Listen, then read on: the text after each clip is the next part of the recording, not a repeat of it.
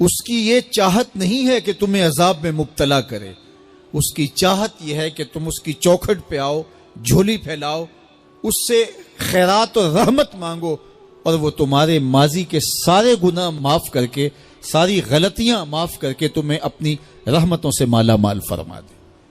تو وہ بندوں کو بخشنے پہ، بندوں کی مغفرت کرنے پہ آمادہ ہے، اور اس کی رحمتیں بہانے تلاش کرتی ہیں۔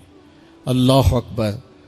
اور دوسری جانب اس کے بندے، اس کے مملوک، اس کی مخلوق، اور مخلوق کی گناہگار اور نیکوکار اس کی رحمتوں کے طالب ہوتے ہیں، بلکہ وہ گناہ کرنے کے بعد جب معافی مانگتے ہیں تو اللہ کو یہ معافی بہت پسند ہے۔ معافی مانگنا، اس کے حضور اپنے دامن کو پھیلانا، وہ اس کو بہت زیادہ محبوب ہے۔ انسان کی فطرت کے اندر گناہ رکھا گیا ہے۔ آگ، ہوا، مٹی، پانی، یہ ان چار چیزوں کا مرکب ہے۔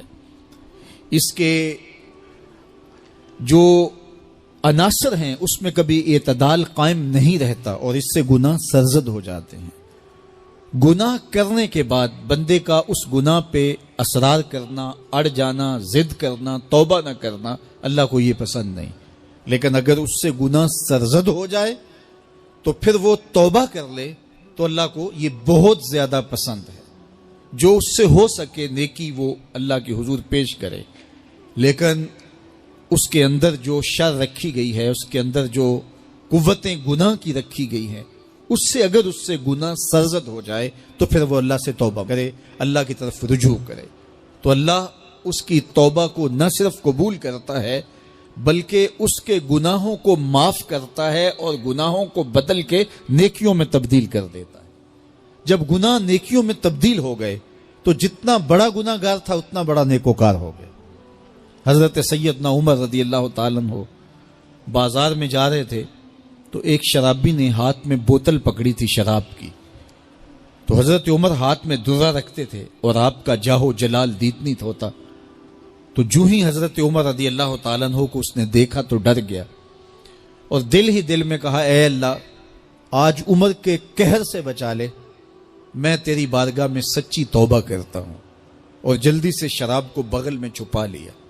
اتنے میں حضرت عمر سر پہ پہنچ گئے اور گرج کر کڑک کے کہا کہ یہ تیری بغل میں کیا ہے؟ چونکہ اس کو بوتل چھپاتے دیکھا تھا تو وہ ڈر گیا، اور ڈرتے ڈرتے کہنے لگا، حضرت یہ سرکہ ہے۔ اب تھی تو شراب، لیکن ڈرتے ہوئے بولا، حضرت سرکہ ہے۔ تو حضرت عمر نے کہا، نکال۔ جب نکالا تو شراب نہیں تھی، واقعی سرکہ بن چکا تھا۔ تو جب اللہ کے حضور کوئی توبہ کرتا ہے، اللہ اس کے گناہوں کو بدل کے نیکیوں میں تبدیل کر دیتا ہے۔ حدیث پاک میں آتا ہے کہ قیامت کے دن اللہ ایک شخص کو کہے گا کہ اپنا نامہ اعمال پڑھ، تو وہ نامہ اعمال پڑھنے لگ جائے گا۔ تو نامہ اعمال کے اندر چھوٹے گناہ بھی ہوں گے، بڑے گناہ بھی ہوں گے، تو اللہ سے حیا کرتے ہوئے، شرم کرتے ہوئے وہ بڑے بڑے گناہوں کو چھوڑتا جائے گا اور چھوٹے چھوٹے گناہوں کو پڑھتا رہے گا۔ جب وہ سارے گناہ پڑھ چکے گا اور کتاب ختم ہوگی تو اللہ تعالیٰ اسے فرمائے گا، میرے بندے تو نے یہ جتنے گناہ پڑھے ہیں میں نے سب کو بدل کے نیکیوں میں تبدیل کر دیا۔ تو بندہ کہے گا، اللہ ابھی تو میرے بڑے بڑے گناہ رہتے ہیں جو میں نے پڑھے ہی نہیں۔ فَضَحِكَ النَّبِيُّ حَتَّى بَدَتْ أَنْيَابُهُ، حضور جب یہ بیان فرما رہے تھے تو حضور اتنا مسکرائے کہ صحابہ نے حضور کی داڑھیں دیکھ لی۔ تو پہلے وہ بڑے بڑے گناہ چھوڑے جا رہا تھا، لیکن جب اللہ فرمائے گا کہ میں تیرے گناہوں کو بدل کے نیکیوں میں تبدیل کر دیا، تو وہ کہے گا ابھی تو بڑے بڑے گناہ رہتے ہیں جو میں نے ابھی پڑھے ہی نہیں۔ تو جب کوئی بندہ اس کے حضور توبہ کرتا ہے، اللہ یہ نہیں دیکھتا اس نے گناہ کتنے کیے ہیں، یہ دیکھتا ہے بندہ آیا میری چوکھٹ پہ ہے، تو اللہ اس کے پچھلے سارے گناہ معاف فرما دیتا ہے۔ اللہ اکبر۔ میرے اور آپ کے آقا و مولا نے اللہ کے حضور توبہ کرنے اور اس پر اللہ کی خوشی اور اللہ کی خوشنودی کا ذکر کرتے ہوئے ایک مثال بیان فرمائی کہ ایک شخص صحرا میں سفر کر رہا تھا، تو وہ ایک درخت کے نیچے دوپہر کاٹنے کے لیے، سستانے کے لیے رک گیا اور درخت کے ساتھ اپنے اونٹ کو باندھ دیا اور خود لیٹ گیا تاکہ دوپہر کاٹ لوں۔ تھوڑی دیر کے بعد جب اس کی آنکھ کھلی تو اس نے کیا دیکھا کہ اونٹ ماں ساز و سامان کے ساتھ غائب ہے۔ اب صحرا میں اونٹ کا گم ہو جانا گویا زندگی چلے جانے کے مترادف ہے۔ تو اس نے دائیں بائیں بھاگ دوڑ کے دیکھا کہ کہیں اونٹ کا نشان مل جائے، لیکن اونٹ کا نشان نہیں ملا۔ تا حد نظر کوئی انسانی آبادی نہیں۔ وہ بھاگا اور تھک ہار کے دوبارہ اسی درخت کے نیچے بیٹھ گیا اور پیاس سے ہلکان ہوا جا رہا تھا اور درخت کے ساتھ ٹیک لگا کے لیٹ گیا اور موت کا انتظار کرنے لگا۔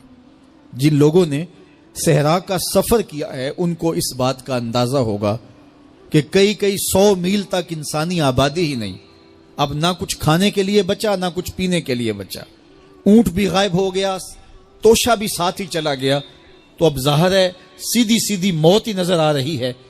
تو وہ اس درخت کے ساتھ ٹیک لگا کے بیٹھ جاتا ہے اور موت کا منتظر ہوتا ہے۔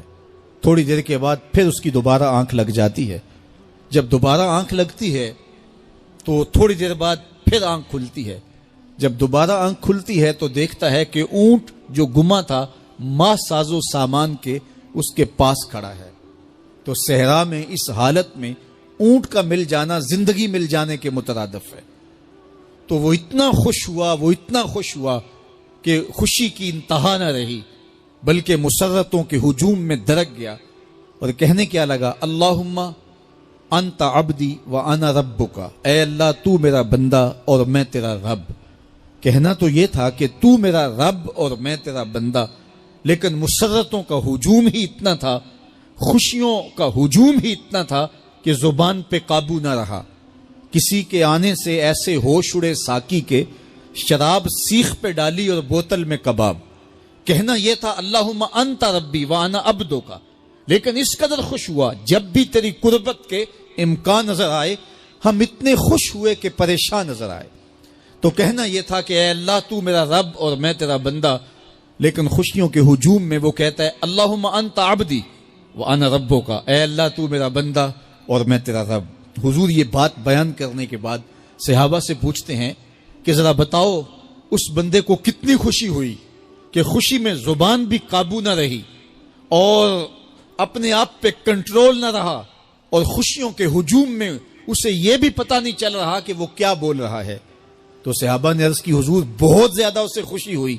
تو میرے حضور نے یہ بات کرنے کے بعد ارشاد فرمایا، جس طرح اس کو گما ہوا اونٹ ملا اور اس کی خوشی کی انتہا نہ رہی، تو فرمایا جب کوئی شخص توبہ کرتا ہے اور اللہ کی حضور پلٹ کے آتا ہے، گناہوں سے معافی مانگ کے اس کی دہلیز پہ آتا ہے، میرے حضور نے فرمایا اللہ اس سے بھی زیادہ خوش ہوتا ہے۔